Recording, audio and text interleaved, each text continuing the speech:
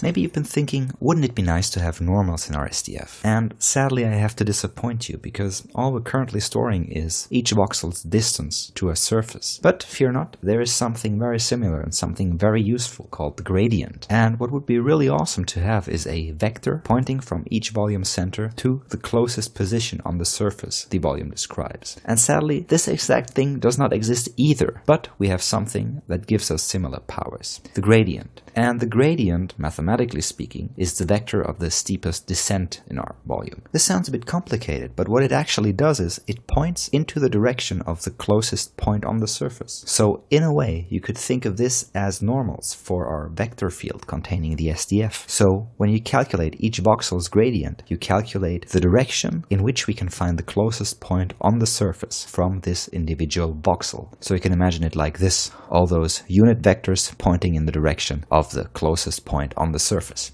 However, this is not exactly like those vectors pointing exactly onto the surface, but when you think about it, what we're already storing in our signed distance field is the distance from each voxel to the surface. So when I multiply the gradient by my signed distance field, I get exactly this, vectors pointing from each voxel to the surface of my SDF. Okay, to quickly recap this, the gradient is kind of the normals for voxels, so it just gives you the direction in which you need to go in order to find the closest point on the surface, and the distance to that closest point you can read out by just reading from the SDF. Okay, let's take this knowledge to use and have a look at this sphere here, which is a standard sphere that I just scaled down, turned into polygons, and dialed up the polygon frequency. And the first thing I'm going to do is convert those to an SDF in the VDB with a VDB from polygons. Wire this up, dial down the voxel size, and this increase the resolution, maybe like so. And now I want to drop down the VDB analysis node. And this node allows me, amongst other things, to calculate the gradient. So that is kind of the normals of our vector field. And what I now want to do is use those normals to kind of inflate our sphere. And the way I'm going to do it is with a VDB advect, which takes in a VDB and moves that surface of the VDB around according to vectors that we feed in through the second slot. And we just generated those vectors, in our case the gradient, which are just like the normals here. So let's wire them up and highlight the VDB advect.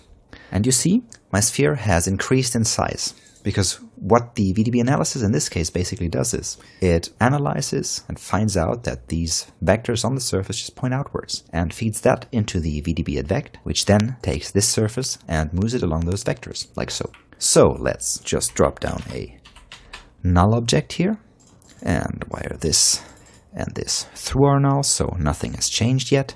Highlight those three nodes, copy them, drop down a solver sub. Then pipe in the VDB into the solver, and within the solver, just paste those three nodes that we just copied. Again, it's the VDB analysis and the VDB advect. Dive up one level, highlight the solver, and hit play. And we can see now, on the one hand, this sphere gets some artifacts from the advection. On the other hand, it increases in size, so we blow up the sphere. Let's stop that, reset it. Well, not all too impressive and not all too useful.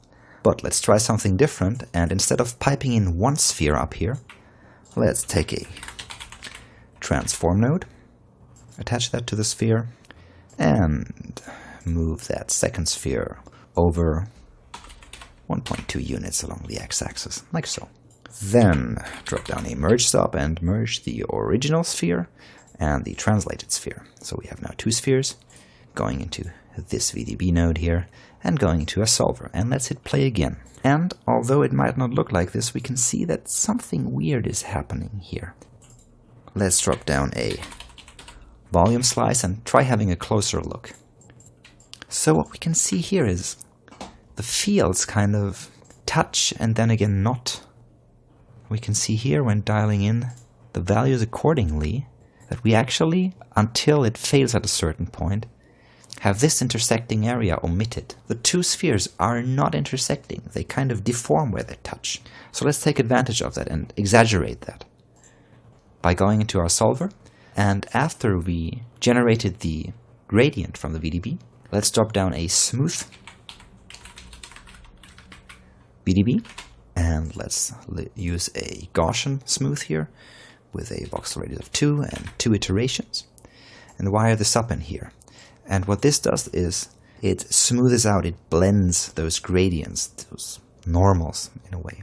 So we don't get those errors coming from normals pointing in the wrong direction. And we also soften the advection of the whole volume a bit. So again, up one level and hit play again. And what we can see now is we have two volumes. Again, let's highlight the volume slides. Well, this is one of those beautiful things of working with VDBs and working with volumes. Houdini's viewport sometimes is behaving a bit oddly, so although I highlighted those here, still displaying the volume. So let's dive up one level, dive in again. And I think I'll have to restart Houdini at this point. So I've restarted Houdini now, and this is what I see. Let's just disable this here. And I see my two spheres are not intersecting. On the one hand, I'm getting some artifacts here. Those spheres look a bit pointed to me, but I can live with that for a moment. And the real power comes in when you're not only trying to advect like two spheres, but instead let's just drop down, say, a platonic solid, dial up its radius a bit, then